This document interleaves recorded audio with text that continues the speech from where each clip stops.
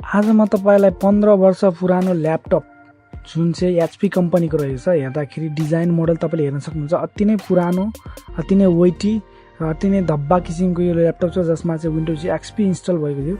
त्यस ल्यापटपमा तपाईलाई म विन्डोज 10 राखेर देखाउने छु र कसरी विन्डोज 10 इन्स्टल गर्न सकिन्छ पुरानो डेस्कटप तथा ल्यापटप कम्प्युटरमा भन्ने कुरो यस भिडियोबाट म तपाईलाई छर्लङ्ग बनाउने छु। यदि तपाई मेरो च्यानलमा नयाँ हुनुहुन्छ भने च्यानललाई सब्स्क्राइब गर्न नबिर्सनु होला। हामी यस्तै टेक्नोलोजी भिडियो नेपाली भाषामा लिएर आउने छौं।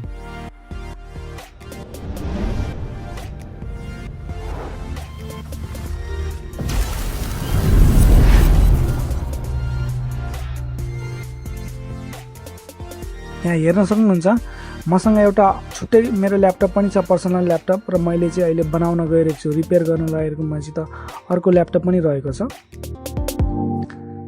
र सर्वप्रथम पेन ड्राइभको सहायताले म ल्यापटपलाई बुट गराउने छु। म पेन ड्राइभ पहिला इन्स्टल गर्ने छु, जुन चाहिँ यूएसबी फ्ल्याश ड्राइभ हो। र त्यसपछि तपाईलाई सफ्टवेयर चाहिन्छ विन्डोज 10 को लेटेस्ट भर्जन, विन्डोज 20 10 21H1 भन्ने मैले लेटेस्ट भर्जन छ, इङ्ग्लिस हो।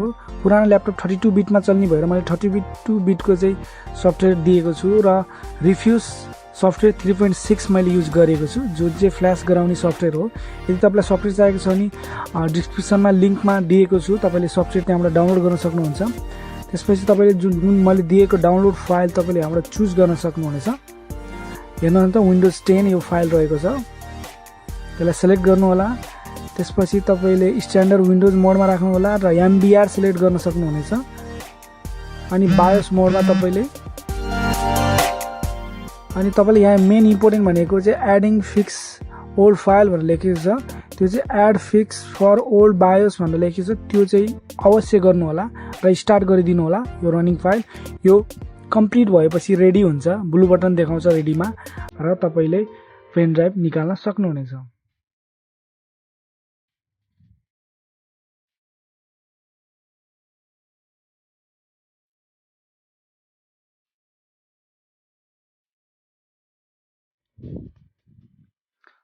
अब जाउँ हामी हाम्रो ल्यापटपमा, जुन पुरानो ल्यापटप छ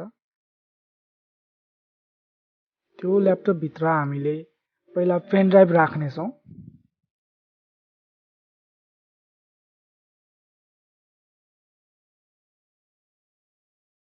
त्यसपछि हामी ESC की दबाउने छौं, जसले चाहिँ बायोस सेटिङमा लैजानेछ, अप्सन बुट मेनुमा लैजानेछ। बुट मेनुमा तपाईले बायोसमा जान सक्नुहुन्छ। बायोसमा गएर तपाईको बुट अप्सन छैन भने बुट अप्सन इनेबल गराउन सक्नुहुन्छ र पेन ड्राइभलाई तपाईले बुटेबल गर्न सक्नुहुन्छ। यो चाहिँ एकदम पुरानो ल्यापटप भएको कारणले यसमा त्यति धेरै फंक्सनहरु छैन। त्यसकारणले म फेरि बायोस सेटिङमा गएर बायोस अप्सनमा गएर आफ्नो बुट डिभाइस अप्सनमा जानेछु, जुन चाहिँ F9 की हो। F9 की प्रेस गरेर बुट डिभाइस अप्सनमा जानेछु।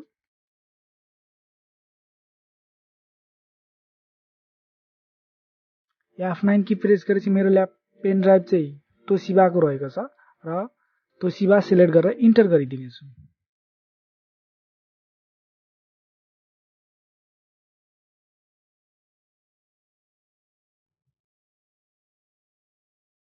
त्यसपछि विन्डोज 10 बुट हुन लागेको छ, तपाईले यहाँ ब्लिङ्किङ भइरहेको देख्न सक्नुहुनेछ।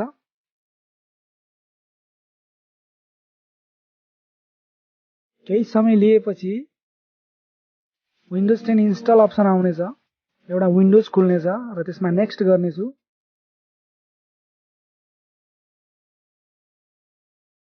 इन्स्टल बटन दबाएर म फेरि सेटअप स्टार्ट गर्नेछु र यहाँ तपाईलाई प्रोडक्ट की मागेको छ, I have no any product tree भनेर तपाई त्यो बटन चुज गर्न सक्नुहुनेछ। त्यसपछि विन्डोज 10 प्रो मेरो बेस्ट हो, सिलेक्ट गरेर नेक्स्ट गर्नु होला। अनि एक्सेप्ट अल लाइसेन्स टर्म अनि नेक्स्ट। कस्टममा जानु होला। कस्टममा गएपछि तपाईको हार्ड डिस्क कसरी पार्टिसन गर्ने अर्को भिडियो बनाएको छु। यदि तपाईले चाहनुहुन्छ भने त्यो भिडियो हेर्न सक्नुहुनेछ, नत्र भने तपाईले आफ्नो हार्ड डिस्क सिलेक्ट गरेर फर्मेट गर्नु होला अनि फेरि नेक्स्ट गरिदिनु होला। त्यसपछि विन्डोज इन्स्टलिङ प्रोसेस हुँदैछ, फाइलहरू ट्रान्सफर हुँदैछ। यो 100% भएपछि तपाईको कम्प्युटर रिस्टार्ट हुनेछ।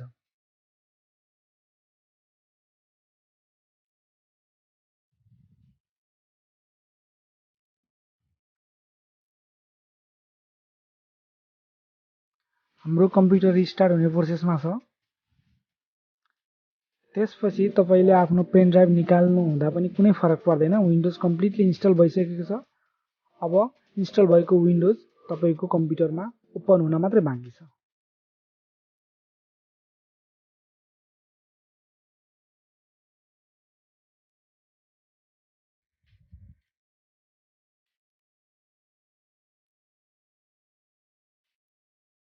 विन्डोज बुट भइरहेको छ र तपाईले ल्याङ्ग्वेज सिलेक्ट गर्नुपर्ने हुनेछ। तपाईको आफ्नो कन्ट्री युनाइटेड स्टेट नै मैले डिफल्ट राखिदिए। नेपाल पनि सिलेक्ट गर्न सक्नुहुनेछ। अनि किबोर्ड ल्याङ्ग्वेज युएस मैले युज गरेको छु र यसलाई स्किप गरिदिनु होला।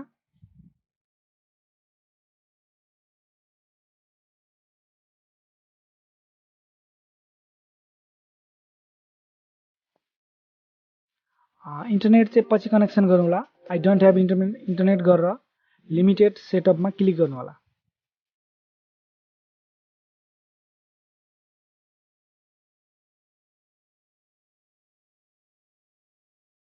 त्यसपछि तपाईको आफ्नो नाम राख्न सक्नुहुन्छ। यो ल्यापटप चाहिँ इर्साद आलम को ल्यापटप भएको कारणले मैले लेखेर अनि नेक्स्ट गरेर इन्टर गरिदिए। पासवर्ड राख्दा नि हुन्छ नराख्दा नि हुन्छ, तपाईको choice. Just a moment, all accept गर्नु होला।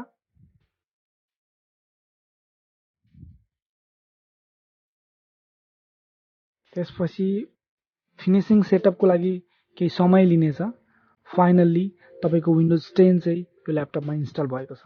तपाईले यहाँ हेर्न सक्नुहुनेछ विन्डोज 10 को जुन इन्टरफेयर तपाईले यहाँ थाहा पाउन सक्नुहुन्छ। र त यो पुरानो ल्यापटप नै हो, 15 वर्ष पुरानो ल्यापटप नै हो। विन्डोज एक्सपी पहिला यसमा रन थियो।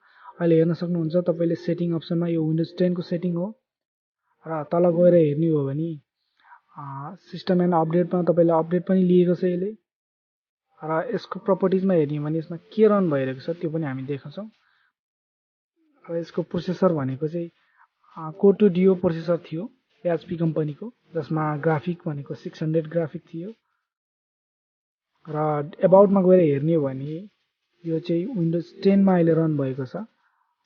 डियो इन्टेल कोर प्रोसेसर छ, 4 GB र्याम रहेको छ यस ल्यापटपको। भने यसको अपरेटिङ सिस्टम भने अहिले चाहिँ विन्डोज स्पेसिफिकेसनमा गएर हामी हेर्न सक्छौं। यहाँ तल हेर्ने हो भने विन्डोज 10 21H1 भन्ने भर्जन रिलिज भएको छ। यदि तपाईलाई यो भिडियो राम्रो लाग्यो भने लाइक, कमेन्ट एन्ड शेयर गर्न नबिर्सनु होला। यदि तपाईलाई यस्तै राम्रो भिडियो चाहिएको छ भने, टेक्नोलोजी सम्बन्धी भिडियो चाहिएको छ भने हाम्रो च्यानललाई सब्स्क्राइब गर्न नबिर्सनु होला। अर्को भिडियोमा फेरि यस्तै इन्ट्रेस्टिङ लिएर आउने नै छु।